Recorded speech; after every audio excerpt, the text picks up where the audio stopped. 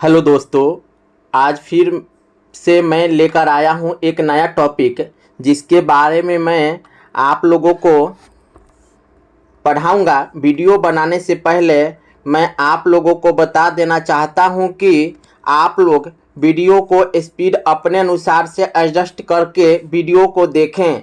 हम आज इस वीडियो में देखेंगे कि दृष्टि बुक का वन लाइनर क्वेश्चन और MCQ क्वेश्चन। अभी के एग्जामिनेशन में जो प्रश्न पूछे जा रहे हैं वो लूसेंट से बाहर से भी प्रश्न पूछे जा रहे हैं, जिसके कारण बहुत से दोस्तों का प्रश्न परीक्षा में बन नहीं पाता है।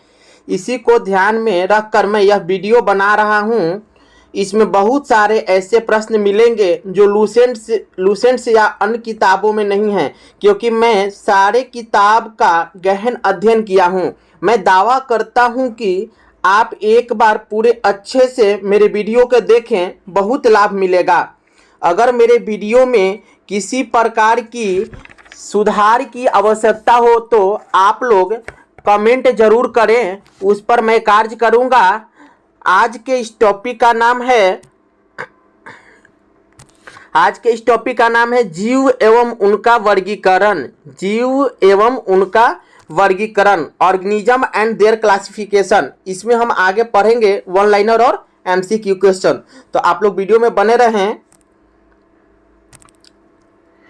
चलिए हम शुरुआत करते हैं। परीक्षा उपयोगी महत्वपूर्ण तथ्य। परीक्षा उपयोगी महत्वपूर्ण तथ्य, यहाँ इसमें हम पढ़ेंगे। ये वन लाइनर होगा और आगे MCQ भी है, तो आप लोग ध्यान से इसको देखें। कवक की कोशिका भित्ति काइटिन की बनी होती है। किसकी बनी होती है? कवक की कोशिका भित्ति काइटिन की बनी होती है। कैरोलस लिनियस को वर्गीकी का पिता कहा जाता है। वर्गीकी का पिता किसको कहा जाता है? कैरोलस लिनियस को वर्गीकी का पिता कहा जाता है।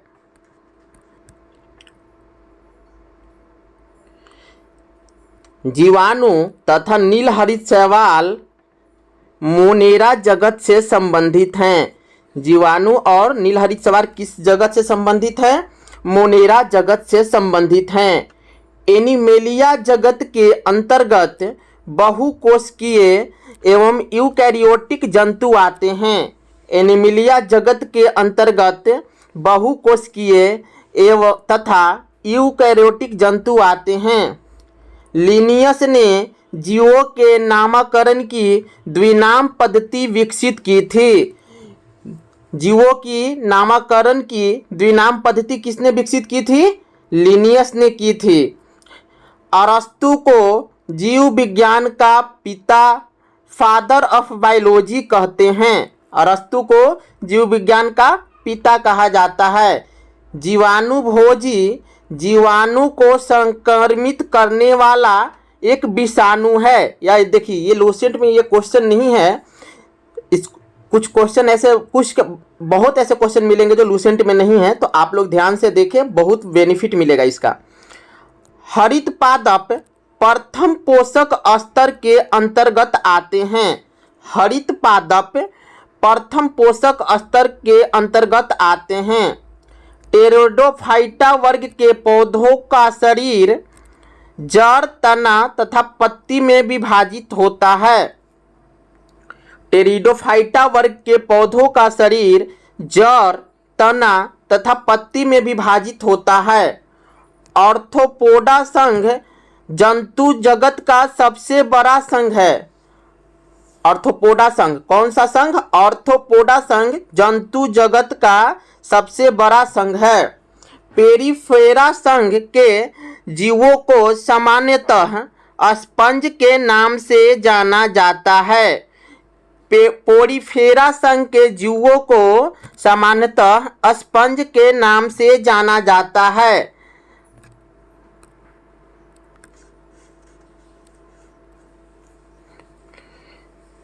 सिलेंटेट्रा संघ के जंतु जलीय होते हैं। सिलेंटेट्रा संघ के जंतु जलीय होते हैं, जिनका शरीर कोशिकाओं की दो परतों का बना होता है। जिनका शरीर कोशिकाओं की दो परतों का बना होता है। इकाइनोडर्मेटा जंतुओं में विशिष्ट जल संवहन नाल तंत्र होता है। इकाइनोडर्मेटा जंतुओं में विशिष्ट जल संवहन नाल यंत्र पाया जाता है। वर्टिब्रेटा जिसे कशेरुकी भी बोलते हैं, सर्वाधिक विकसित जंतुओं का वर्ग है। वर्टिब्रेटा जिसे कशेरुकी भी बोलते हैं, सर्वाधिक विकसित जंतुओं का वर्ग है। साइनोबैक्टीरिया को प्रथम प्रकाश संश्लेषी जीव माना जाता है। प्रथम प्रकाश संश्लेषी जीव साइनोबैक्टीरिया को माना जाता है। वायरस न्यूक्लियोप्रोटीन के बने होते हैं। वायरस किसके बने होते हैं? न्यूक्लियोप्रोटीन के बने होते हैं। वो इस बार के बिहार एसएससी सीजीएल में ये क्वेश्चन आ चुका है। WM स्टेनले को वायरस को क्रिस्टल रूप में पृथक करने का श्रेय दिया जाता है।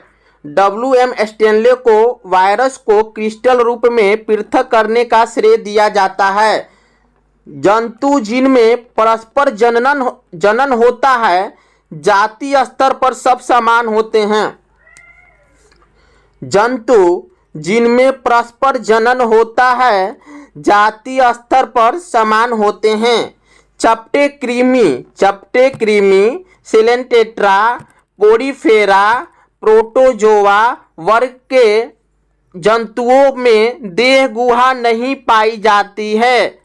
फिर से एक बार देखते हैं। चपटे कृमि, सिलेंटेट्रा, पोरीफेरा और प्रोटोजोआ वर्ग के जंतुओं में देह गुहा नहीं पाई जाती है।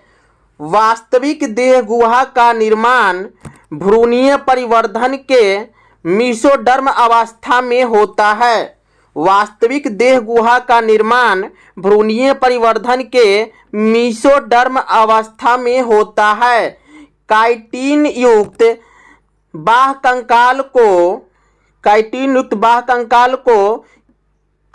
कंकाल कीटों में पाया जाता है। काइटिन युक्त बाह्य कंकाल कहाँ पाया जाता है? कीटों में पाया जाता है।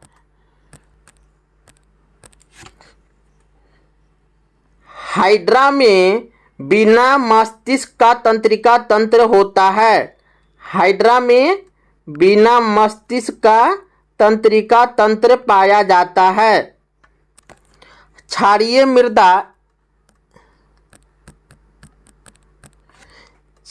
मृदा में हैलोफाइटा वर्ग के पौधे अच्छी वृद्धि करते हैं। किस मृदा में? क्षारीय मृदा में हैलोफाइटा वर्ग के पौधे अच्छी वृद्धि करते हैं। सर्वप्रथम जेसी बोस, जगदीश चंद्र बोस ने बताया था कि पेड़ पौधों में जीवन होता है। किसने बताया था? जगदीश चंद्र बोस ने बताया था। चमगादड़ उड़ने वाला स्तनपायी है। चमगादड़ उड़ने वाला स्तनपायी है। व्हेल सबसे बड़ी स्तनपायी है। व्हेल सबसे बड़ी स्तनपायी है। दलहन में नाइट्रोजन स्थिरीकरण की क्षमता होती है। दलहन में नाइट्रोजन स्थिरीकरण की क्षमता होती है।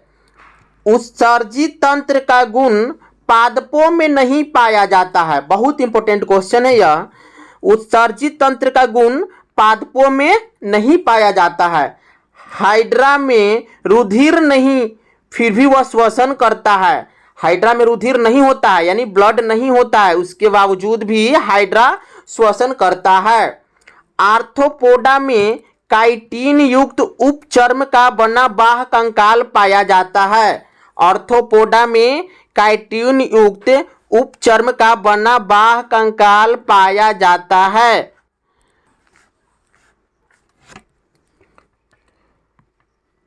ऑक्टोपस मोलास्का संघ का जंतु है। ऑक्टोपस किस संघ का जंतु है?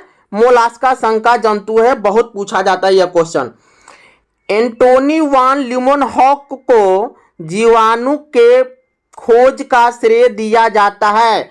इन्हें जीवाणु का पिता कहा जाता है। फादर ऑफ बैक्टीरिया भी इन्हें कहा जाता है।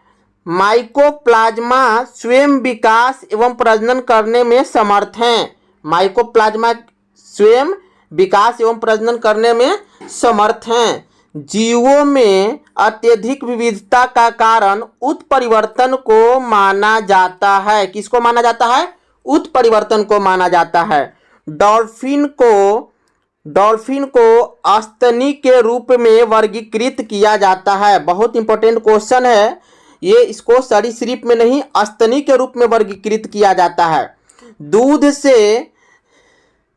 दूध से दही बनने में लैक्टोबैसिलस नामक जीवाणु, जो केसिन, दूध में पाया जाने वाला एक प्रकार का प्रोटीन है, को एकत्रित करके दही जमाने में सहायता करता है। दूध से दही बनाने में लैक्टोबैसिलस नामक जीवाणु, जो केसिन एक प्रकार का प्रोटीन है जो दूध में पाया जाता है, को एकत्रित करके दही जमाने में सहायता करता है। कौन सहायता करता है? तो लैक्टोबैसिलस नामक जीवाणु।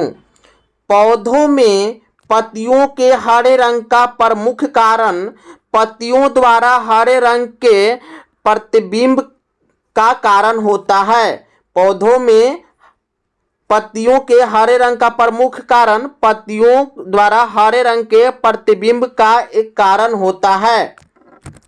मैमथ हाथी के पूर्वज को माना जाता है। मैमथ किसको माना जाता है? तो यह हाथी का पूर्वज है। ये सब क्वेश्चन लूसेंट में नहीं मिलेंगे, ये सब बाहर के क्वेश्चन है। यही सब क्वेश्चन एग्जाम में पूछे जाते हैं और बच्चे इसमें नहीं बना पाते हैं, सॉल्व नहीं कर पाते हैं और वो रिजल्ट उनका नहीं हो पाता है।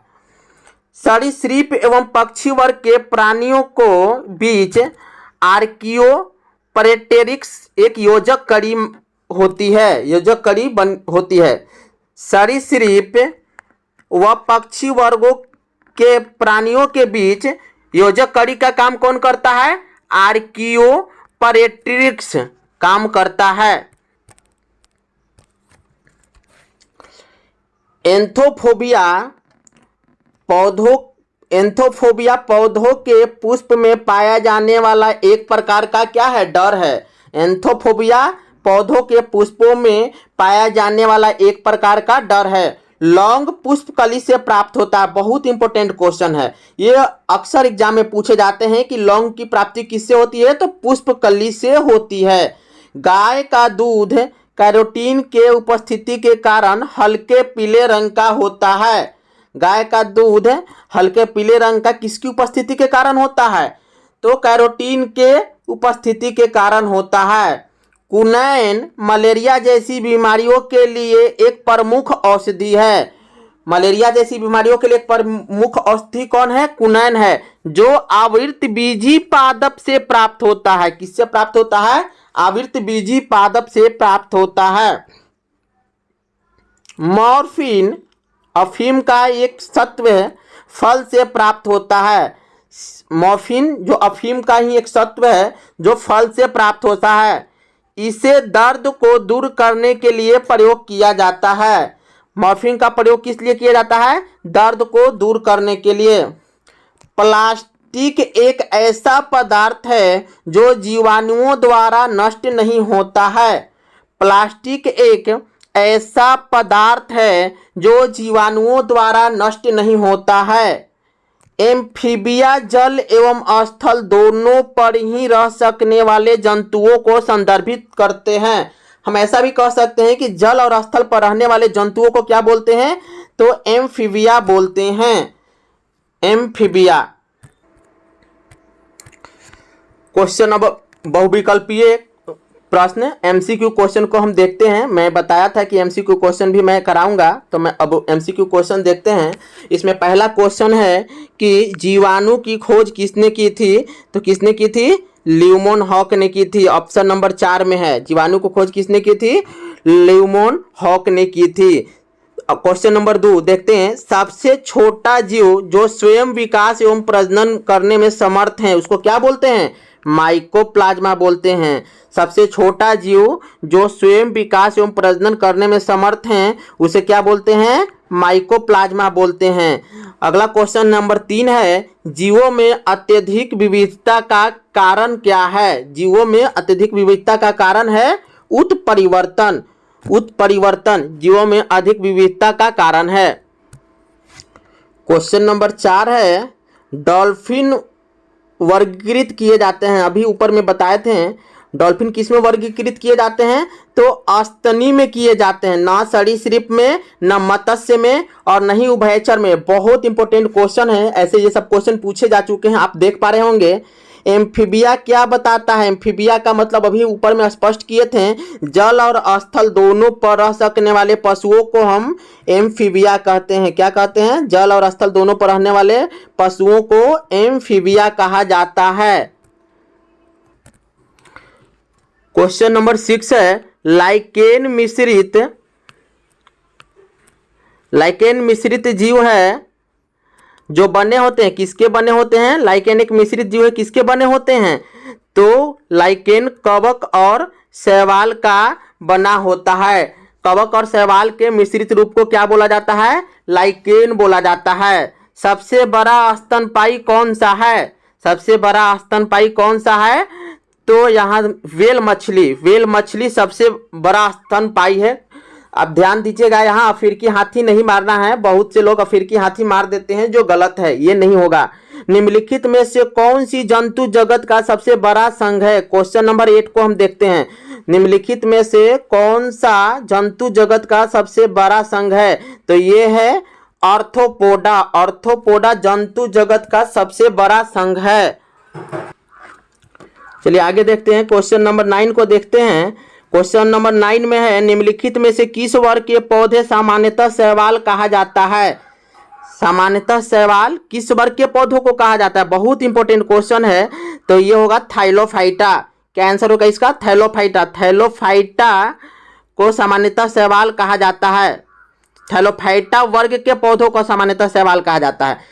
अगला क्वेश्चन नंबर 10 देखते हैं। निम्नलिखित में से कौन सा जीव सरीसृप वर्ग का नहीं है? VVI question, very important question है। तो इसका आंसर होगा गौराया। गौराया जो है सो सरीसृप वर्ग का नहीं है, क्योंकि ये रेंगता नहीं है, ये उड़ता है। रेंगने वाला को बोलते हैं सरीसृप। कछुआ, सांप और छिपकली रेंगने का काम करता है, जबकि गौराया जो है उड़ता है, ये पक्षी वर्ग का है। तो इस तरह से आज का टॉपिक समाप्त हुआ।